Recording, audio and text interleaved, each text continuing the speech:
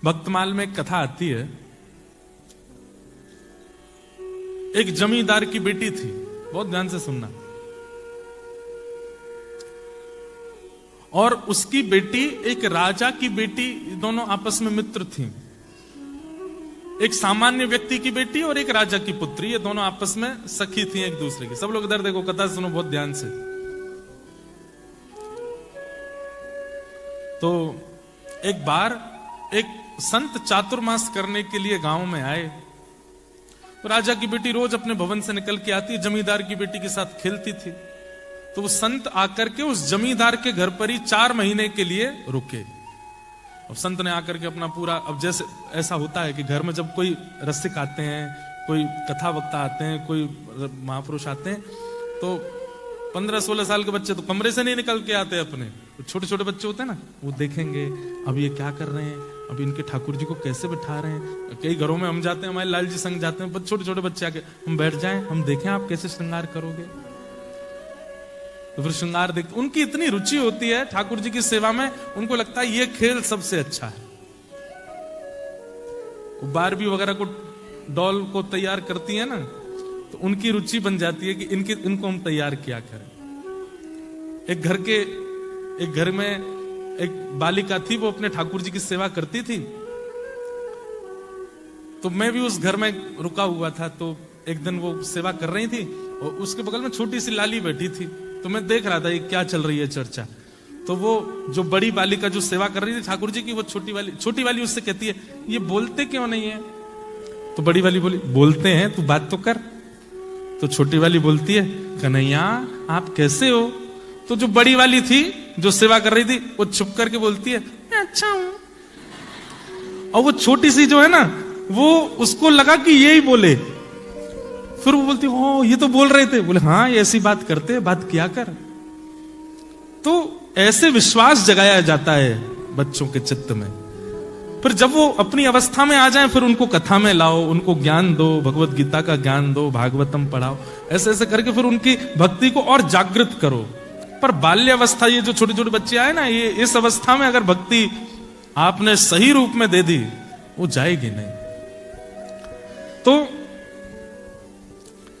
वो दोनों बालिका, एक जमींदार की बेटी और एक राजा की कन्या, खेल रहे थे। उसी समय जमींदार के घर एक महापुरुष आए चातुर्मास के लिए।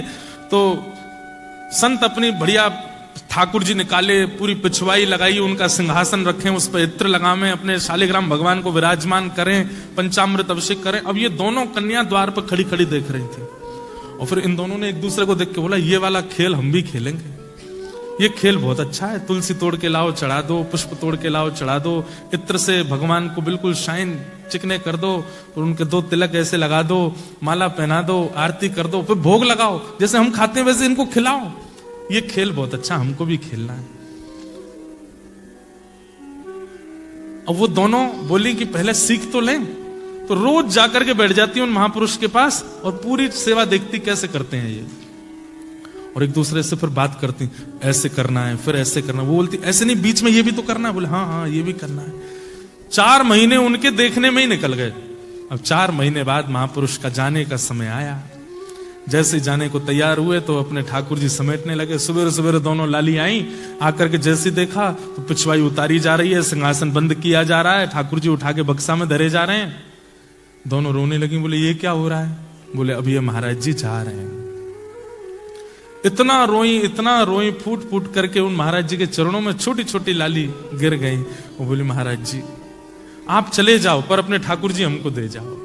हमने पूरी सेवा सीख ली इनकी, हम पूरे 4 महीने हम यही तो करती थी कि आप कैसे करते हो। तो महाराज जी छोटी सी लाली है, 4-5 साल की, दोनों की आयु, कैसे करेंगी सेवा। आप हमसे पूछ लो, एक एक बात हमको पता है। सुबह इतने बजे उठाना है, फिर उसके बाद ठाकुर जी को दूध का भोग लगाना है, दूध के भोग के बाद फिर उनको गर्म जल से स्नान कराना है, फिर पंचामृत से स्नान कराना है, फिर शुद्ध वस्त्र से पहुंच करके इत्र लगाना है, फिर तिलक लगाना है, फिर उसके बाद ठाकुर जी को तुलसी अर्पित करनी है, फिर पुष्प चढ़ाना है, फिर भोग बना करके पधराना है। सब आता है हमको, आप अपने ठाकुर जी हमको दे जाओ। और कोई अपने ठाकुर जी कैसे दे सकता है। महाराज जी तो परेशान हो गए। बोले ये क्या होगा। भक्तमाल में कथा है। तो महाराज जी बोले बड़ी विडंबना। तो वो जमींदार आ गया। बोले महाराज मेरी बेटी को ना दो चलेगा, फिर दूसरी राजा की बेटी है। अगर इसको नहीं दिया आपने और इसने जाके कहीं शिकायत अपने पिता से कर दी, तो आप भी जानते हैं कि राजा की कहां तक पहुंचे। अगला चातुर्मास देख नहीं पाओगे आप। तो बोले हम तो गलत फंस गए। और बोली सुनिए, अगर आपने राजा की कन्या को दे दिया और मेरी कन्या को नहीं मिले, तो फिर इन दोनों में वैसे कलेश चलेगा, तो राजा मेरी पुत्री और मुझको नगर से बाहर कर देंगे। बोले तुम जब तक यहां रहोगे कलेश करेगी तुम्हारी बेटी की मुझे दो तो तुम भी बाहर जाओ, और हम महाराज सब बिगड़ जाएगा, ठाकुर जी तो फिर आ जाएंगे जीवन में, इनको दे जाओ हमारी बेटियों को। संत बोले ये कोई ऐसे खिलौना है, ये दे जाओ? मैं कैसे 50 साल से सेवा कर रहा हूं मैं इनकी, ऐसे कैसे दे जाऊंगा? तो बोले आप ही सोच लो फिर क्या करना है। तो संत ने एक बहुत अच्छी युक्ति सोची।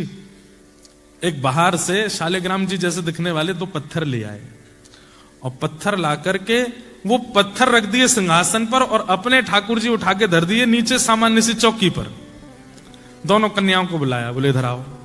कन्या आई, बोले अच्छा देखो ठाकुर जी कहाँ हैं? बोले ऊपर बैठे हैं। और बोले नीचे वाले? बोले हाँ ये भी ठाकुर जी। बोले नहीं, ऊपर वाले जो हैं वो ठाकुर जी हैं, नीचे वाले जो हैं ये सेवक हैं। अब बताओ तुमको सेवक चाहिए कि ठाकुर जी चाहिए? दोनों कन्या बोली नहीं हमको ठाकुर जी चाहिए, सेवक नहीं चाहिए। तो महात्मा बोले ठीक है, तो सेवक मैं ले जाऊं? बोले हाँ आप ले जाओ, सेवक असली ठाकुर जी थे। तो शालिग्राम भगवान को गले से लगाया और सामान्य से पत्थर दोनों कन्याओं को दे दिए। जैसे जाने लगे तो कन्या बोली इनका नाम क्या है ठाकुर जी का? तांगा में बैठे बैठे महाराज जी बोल गए सिलपिल्ले भगवान। कौन से भगवान? उड़ीसा में बच्चों को पिल्ले कहते हैं। क्या कहते हैं? अब मैं गलत हूं तो पता नहीं, पर मैंने सुना है। तो सिलपिल्ले भगवान। अब आप सोचना, ना कोई संप्रदाय है, ना कोई पद्धति है, ना कोई नियम है, ना किसी भी प्रकार का क्रम है, ना भगवान असली के हैं, केवल सामान्य गली का पत्थर है। नामकरण गुरु जी कर गए। अब वो सूबेदार की जो बेटी थी, जमींदार की, वो अपने घर में सेवा करती, और जो राजा कन्या थी वो अपने राजभवन में सेवा करती। और दोनों जब मिलते तो अपने अपने सिलपिल्ले भगवान की बात करते। आज तेने क्या किया? आज मैंने खीर का भोग लगाया, आज मैंने गुड़ का भोग लगाया, आज मैंने ये किया, आज मैंने वो किया। और दोनों बड़ी प्रसन्न। अब एक दिन क्या हुआ, जो जमींदार था उसका छोटा भाई, वो उससे बहुत बैर मानता था अपने बड़े भाई से। उसने कहा, पैसे देकर के चोरों को बुलाया और कहा इसका पूरे घर का सब सामान चोरी करके और ले जाओ, और पीछे से मेरे घर में धर देना। लोगों को तो यही पता चलेगा चोरों ने चोरी की, ये थोड़ी पता चलेगा मैंने करवाया। तो चोर गए, आधी रात में पूरा घर चोरी कर लिया, उसमें सिलपिल्ले भगवान और ले गए जमींदार की बेटी के। अब सुबह उठते ही पूरा घर तो रोवे कि हमारे चांदी के बर्तन चले गए, हमारे सोने चले गए, हमारे आभूषण चले गए, हमारे तखत चले गए, हमारे बिस्तर चले गए, ये चले गए। और वो कन्या रो मेरे भगवान सिलपिल्ले चले गए, मेरे सिलपिल्ले कहाँ चले गए? उन्होंने कुछ खाया नहीं होगा, सुबह से भूखे बैठे होंगे बेचारे, सुबह उठते ही दूध पीते हैं, नहीं पिलाऊं तो रोते हैं, कहाँ चले गए होंगे? पिताजी मेरे सिलपिल्ले भगवान लाओ, मेरे सिलपिल्ले भगवान लाओ। पिताजी बोले यहाँ पूरा घर लुट गया, तेरे को वो पत्थर की पड़ी है? बोले पिताजी पत्थर नहीं है मेरे भगवान सिलपिल्ले हैं, वो खाते हैं, मैं खिलाती हूं उनको, उन मेरे साथ बैठते हैं, बात करते हैं मेरे से। बंधुओं, परिवार का जो विरह था वो तो 2-3 दिन में कम सा हो गया, लेकिन उस कन्या का नहीं हुआ। वो तो रो रो करके बेहाल, भोजन पानी छोड़ दिया, रोने लगी, बोले मैं प्राण त्याग दूंगी मेरे अगर परमात्मा नहीं आए तो पिता ने कहा देख, ये सब किया धरा तेरे चाचा का है, और हम सब जानते हैं कि सारा धन उसने अपने घर में धर रखा है, लेकिन क्या बताएं समाज में उसकी छवि बढ़िया है, इसलिए कोई मानेगा नहीं। चोरों का इल्जाम लगा रहे हैं, चोर ले गए, लेकिन तू तो उसकी भतीजी है, तुझ पे तो थोड़ी दया आएगी उसको। तू चली जा, उसके घर जाके कहते चाचा जी कुछ 2 चाय मत दो, मेरे भगवान दे दो।